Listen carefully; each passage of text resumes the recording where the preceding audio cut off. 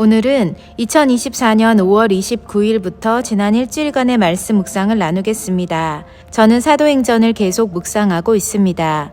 말씀 묵상 시작합니다. 2024년 5월 29일 사도행전 13장 13에서 31절 말씀. 바울은 언제 어디서나 또 어떤 상황에서나 두려움 없이 복음을 전했던 사람임을 다시 확인하게 된다. 배를 타고 전도 여행을 하던 중 들렀던 안디옥에서 그와 일행들은 안식일을 지키기 위해 근처 회당에 들어갔다. 그런데 회당장들의 말이 끝난 후에 회당장들은 사람들에게 물어 혹시 백성들에게 권할 말이 있거든 말하라고 제안했고, 그 순간 바울은 주저함 없이 일어나 손짓하며 예수 그리스도의 복음을 전했다. 이스라엘 사람들과 및 하나님을 경외하는 사람들아 들으라 라고 시작하면서 말이다. 그가 전한 복음은 단순히 예수 그리스도를 믿으라가 아니라 이스라엘 백성들이 믿고 알고 있는 역사적 배경과 사실에 근거한 이유 있고 분명한 복음이다. 예수님이 어느 순간 나타나 전혀 알지 못하던 믿음을 전파하는 것이 아니라 자신들이 아는 믿음의 계승자임을 분명하고 확신 있게 전하고 있는 것이다. 우리 믿는 그리스도인들에게 필요한 것은 이 같은 지혜이다. 무턱대고 예수 믿으세요가 아니라 복음을 전해야 할 대상에 합당한 메시지를 전할 수 있는 지혜와 지식이 우리에게 갖춰져 있어야 한다. 그래야만 기회가 능력이 된다. 동시에 우리에게 주어진 기회의 상황들을 놓치지 않기 위해 주저함 없이 담대하게 손을 드는 용기도 필요하다. 우리가 주저하는 그 순간에도 복음을 듣지 못한 채 죽어가는 영혼들이 전 세계 어디에도 있을 것이기 때문이다. 지금이 때라고 느껴진다면 지체 없이 손을 드는 내가 되길 원한다. 그것이 곧 영혼을 살리는 일이고 전도이며 생명을 낳는 일임을 기억하자. 2024년 5월 30일 사도행전 13장 32에서 52절 말씀. 참된 복음의 말씀이 선포될 때 그 말씀을 사모하며 따르는 사람들의 무리가 분명 있다. 바울이 회당에서 말씀을 전한 후 나가려 할 때 그곳에 모였던 유대인들과 유대교에 입교한 경건한 사람들의 상당수가 바울과 바나바를 따랐고, 그 사도들과 더불어 말씀을 나누길 원했으며 다음 안식일에도 말씀을 전해달라고 요청했다. 그리고 그 다음 안식일에는 온 시민이 거의 다 하나님의 말씀을 듣고자 모였다 라고 성경은 말한다. 이 말씀을 묵상하면서 내게는 남편과 내가 섬기게 될 우리 교회가 하나님의 말씀으로 흥왕하여질 것을 그려보게 된다. 주의 종이 말씀을 선포할 때 그 말씀의 능력이 성도들과 주변 사람들로 하여금 더욱 교회로 나오게 하는 도화선이 될 것이라는 믿음이 생긴다. 다른 어떤 정치적 성향이나 색깔에 담긴 의미를 말하지 않고 오직 성경에 쓰여진 원색적인 복음의 메시지를 가감없이 전한다면 분명 사모하는 영혼들이 그곳에 모이게 될 것을 확신한다. 오늘 사도 바울이 이를 분명하게 보여주고 있지 않은가. 온 시민들이 거의 다 하나님의 말씀을 듣고자 모인 것처럼 우리 교회 성전에 매 주일마다 말씀을 듣고자 하는 사람들이 넘쳐나길 기도한다. 그렇게 될 것이라는 믿음도 생긴다. 더불어 기억할 것은 그런 일이 있을 때 그 같은 일을 시기하고 반박하여 비방하는 사람들도 있을 수 있다는 사실이다. 하지만 이 또한 미리 알고 지혜롭게 대처하게 하실 하나님을 신뢰한다. 말씀하시는 하나님 감사합니다. 2024년 5월 31일 사도행전 14장 1에서 18절 말씀.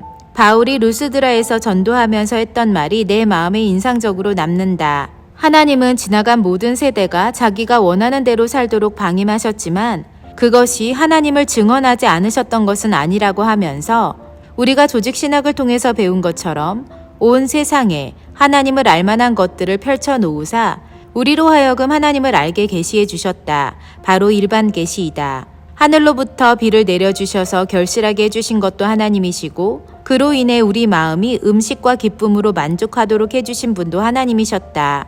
우리가 그것을 인식하지 못했을 뿐이다. 어떻게 보면 하나님은 우리가 하나님께서 허락하신 만물을 통해 그분을 느끼고 만족하고 기뻐하길 원하시는 것이 일반적이고 당연한 것인데 수많은 사람들이 그 기쁨과 자유와 감사를 누리지 못한 채 살아가는 것 같다. 정말 우리가 기억해야 하는 한 가지 사실은 이 모든 일상의 소소함은 특별 계시로 받아야 하는 특별한 것이 아니라 일반적이고 보편적으로 허락된, 즉 모두에게 허락된 일반 계시라는 사실이다. 이것을 모르는 사람들에게 알게 해주는 것이 우리 그리스도인들이 해야 할 일임을 다시금 상기시켜 본다. 말씀하시는 하나님 감사합니다. 2024년 6월 1일 사도행전 14장 19에서 28절 말씀. 바울과 바나바가 전도 여행을 다니며 복음을 전하는 것이 그들의 첫 번째 미션이었다면, 동시에 그들이 해야만 했던 두 번째 미션은 믿음의 형제 자매들 혹은 제자들의 마음을 굳게 하여 그들이 믿음 안에 거하도록 권하는 것이었다. 여기서 나는 다시 한번 선교와 목회적 돌봄이 동시에 일어나야 하는 사역임을 깨닫는다. 바울이 그러했던 것처럼 말이다.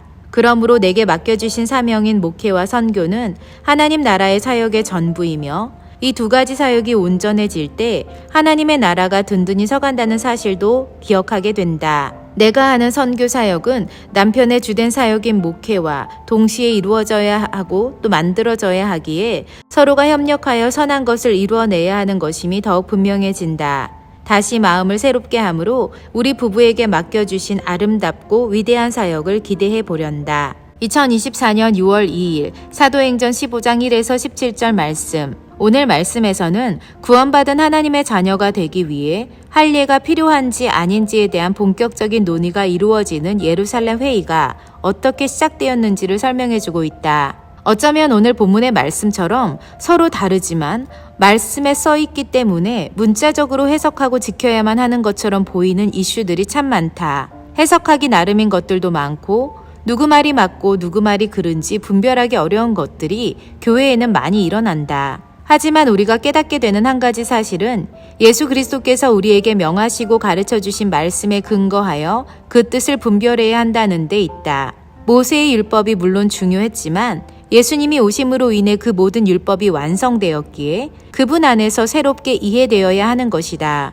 우리의 해석의 준거의 틀은 예수 그리스도의 가르침이고 그것이 우리의 필터임을 기억하자. 그랬을 때 교회 안에서 일어나는 크고 작은 분쟁의 실마리를 찾을 수 있고 하나님의 뜻대로 분별할 수 있는 것이다. 그러므로 예수님의 가르치시는 그 음성을 온전히 잘 알아야만 한다. 신약의 말씀을 많이 알아야 하는 것도 맞지만 예수님이 가르쳐 주신 그 음성의 말씀들, 예를 들면 산상수훈과 같은 것들을 자주 듣고 기억하며 삶으로 실천해야만 하는 것이다. 갈등도 분쟁도 모두 예수님의 말씀 안에 답이 있다.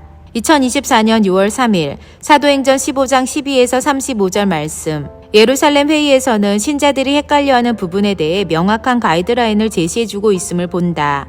예수님을 믿음으로 인해 구원받는 것에 육체적 할례가 필요한지 그렇지 않은지에 대해서도 그렇지만 예수님을 믿어 하나님께 돌아오는 것이 중요한 것이지 그 대상이 이스라엘 백성인지 혹은 이방인인지가 무엇이 중요하냐는 것과 같은 이슈에 대해서도 방향을 분명히 정해준다. 오히려 이단을 찾아내어 우상을 피하게 하는 것이 더 중요한 이슈라는 것도 분명히 제시해주고 있다.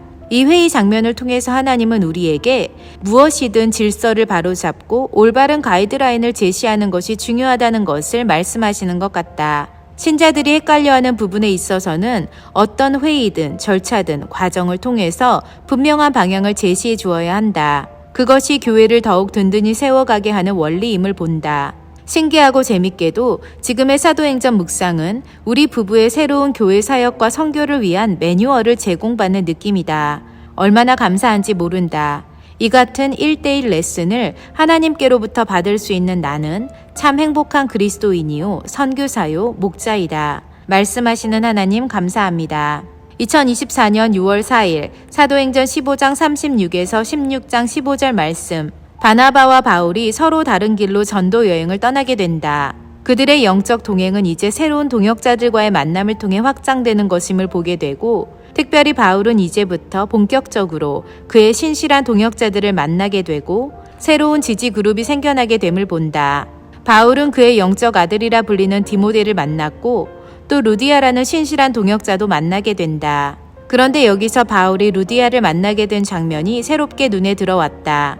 그는 안식일에 어디 기도할 곳이 있을까 하여 문 밖 강가에 나가서 거기 앉아서 모인 여자들에게 이러저러한 말을 걸게 되었고 거기에서 루디아라는 여인이 바울의 이야기를 듣고 있다가 바울을 따라 예수님의 복음을 듣고 세례를 받아 신실한 동역자가 되었던 것이다. 하나님께서 예비하신 동역자가 어디에 있는지 우리는 아니 나는 모른다. 하지만 어느 곳이든 사람들이 모여있는 곳 어디에서든 주님께서 그 마음을 여시사 우리의 동역자가 되게 하실 수 있음을 본다. 그러므로 우리는 기회가 주어질 때마다 사람들이 모인 곳에서 말씀을 나누고 삶을 나누며 생활을 나눠야 한다. 그랬을 때 주님께서 그들의 마음을 열어 서로 동역하게 하실 수 있기 때문이다. 마치 바울이 루디아를 만났던 것처럼 또 루디아가 바울을 만났던 것처럼 말이다.